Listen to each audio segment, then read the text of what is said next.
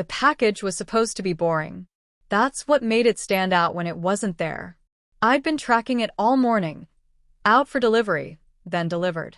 The notification popped up while I was still inside the house. I walked out within 5 minutes, coffee still warm in my hand, expecting to see a small cardboard box sitting by the door.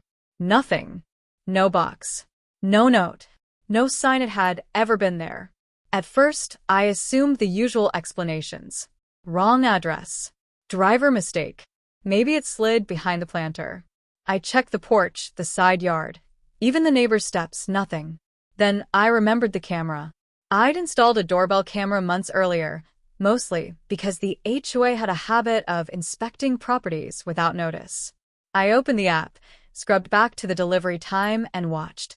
The driver pulled up, walked to the porch, placed the package neatly by the door, took the photo, left. Exactly as expected. Then, about 8 minutes later, another figure entered the frame. She didn't hesitate. Didn't look confused. Didn't knock.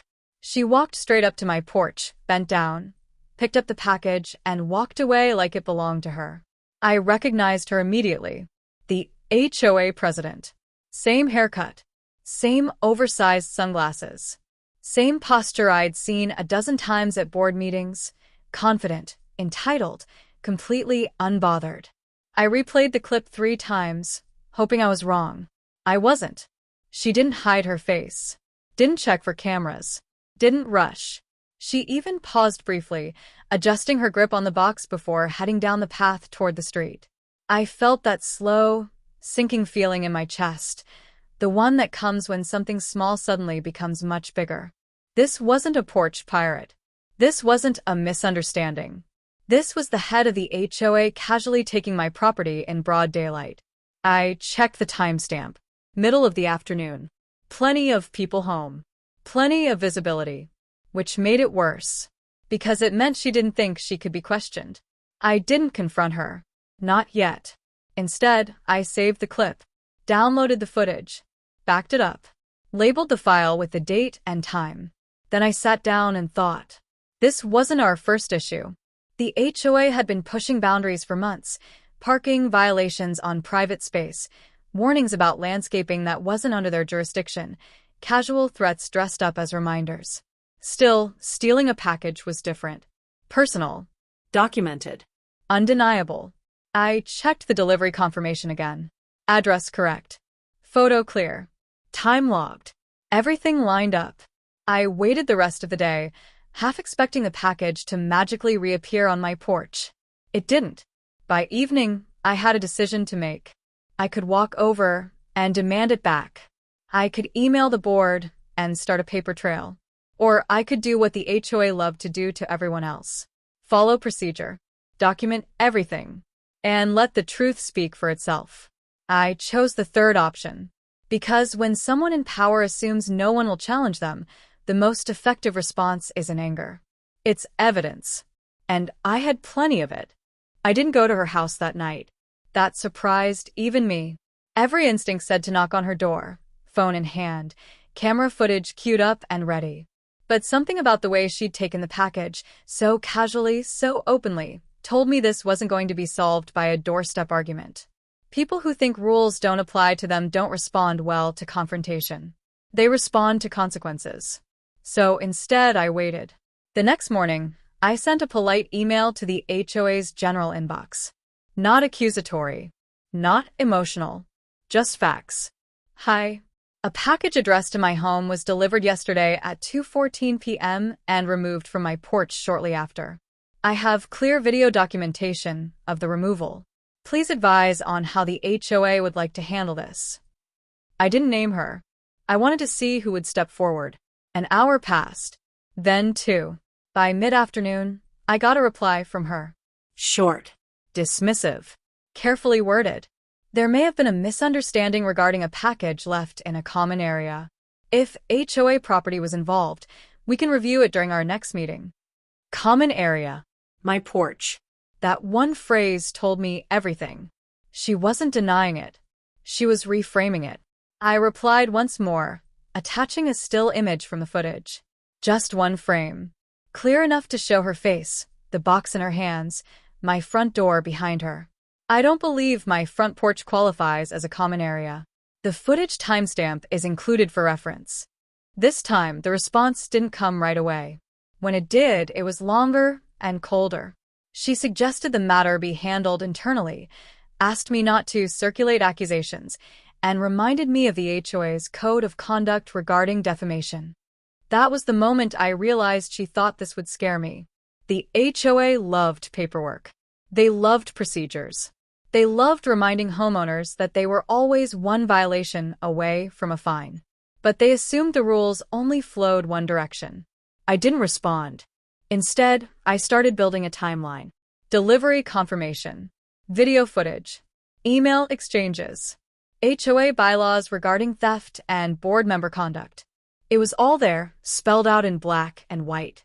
Board members were held to a higher standard. Misuse of authority, abuse of position, her position. By evening, the package still hadn't been returned. I checked the footage again. No attempt to bring it back. No follow-up message. No apology. Just silence. And that silence told me something important. She didn't think I'd do anything about it. That's when I decided not to confront her at all. Not in person. Not emotionally. Not privately. Because the moment someone in power expects secrecy is the moment transparency becomes your strongest tool. I forwarded the entire timeline, video included, to every board member, the HOA's legal contact, and the property management company. No commentary. No accusations. Just the facts. Then I waited. Because once evidence leaves your hands and enters a system built on rules, it stops being personal. It becomes unavoidable. And I knew, absolutely knew, that the next response wouldn't come from her. The response came the next morning. Not from her. From the property management company. The tone was completely different, formal, cautious, and very carefully neutral. They acknowledged receipt of the materials, confirmed that the footage was clear, asked for a written statement for record-keeping purposes. No opinions. No excuses. Just process. That alone told me everything had shifted. Because management companies don't move unless there's risk. And suddenly, there was plenty of it. By midday, another email arrived, this time from a different board member. Someone I barely knew. Short message. No subject line. Can we talk? I declined. Politely. I told them everything could be handled in writing. An hour later, the HOA president finally broke her silence. Her message didn't mention the package. Instead, she accused me of harassment, claimed the video was being misinterpreted, and warned that sharing footage without consent could violate community rules. I didn't respond to that either. I forwarded it unaltered to management. Because the more she wrote, the clearer the pattern became. That evening, something unexpected happened. The package appeared on my porch. No note. No apology. No explanation. Just sitting there, slightly scuffed, as if it had always been meant to come back. I took a photo, logged the time, added it to the folder. The next day, the board announced an emergency executive session, closed to homeowners. That announcement did more damage than any accusation could have. People talk. Screenshots circulate. Questions get asked. Why an emergency meeting? Why now? Why closed? I stayed quiet. Silence is uncomfortable when everyone knows something is wrong. 2 days later, another email arrived, this one marked confidential. The HOA president would be temporarily stepping back from certain responsibilities while an internal review took place. That phrasing was deliberate. Temporary. Internal. They wanted this contained. But containment only works when no one else has the proof. By then, I'd already submitted the footage to the local non-emergency line, not as a complaint, just as documentation. A record. A timestamp. Because if this escalated, I wanted a neutral third party aware that the evidence existed. I never heard back from the police. I didn't need to. The point wasn't punishment. It was leverage. And leverage doesn't shout. It waits. By the end of the week, the HOA president stopped responding entirely. Board emails came from someone else. Notices were reworded. Language softened. The The tone of power had changed. All because of a package she assumed no one would notice. And the thing about assumptions is this. They only hold up until someone presses play. Nothing dramatic happened next. No public apology. No announcement to the community. No dramatic resignation email. Just change. Board emails started coming from a different name. The HOA president's signature disappeared from notices. Meeting agendas quietly removed her role and reassigned it as acting chair. If you weren't paying attention, you might have missed it. But I was paying attention. A revised code of conduct was circulated for clarity. It included a new paragraph about board members interacting with homeowner property and a reminder that personal use of authority could carry legal consequences. That paragraph hadn't existed before. The property management company followed up with me directly, thanked me for bringing the matter forward, confirmed the issue had been addressed internally, asked if I considered the matter resolved. I told them the package had been returned and that I appreciated the confirmation. That was true, but it wasn't the whole truth. Because resolution isn't just about getting your property back. It's about ensuring the behavior doesn't repeat, quietly behind closed doors, with someone else as the next target. A few neighbors started reaching out after the emergency meeting. Casual messages. Careful wording. Hey, something weird going on with the board lately? Did you hear about the executive session? Feels like things changed overnight. I didn't share the footage. I didn't gossip. I didn't need to. The HOA had done that work for me. The president stopped attending community events. Her name vanished from the newsletter. By the following month, the board announced she would not be seeking reappointment due to personal reasons. That phrase again. Personal.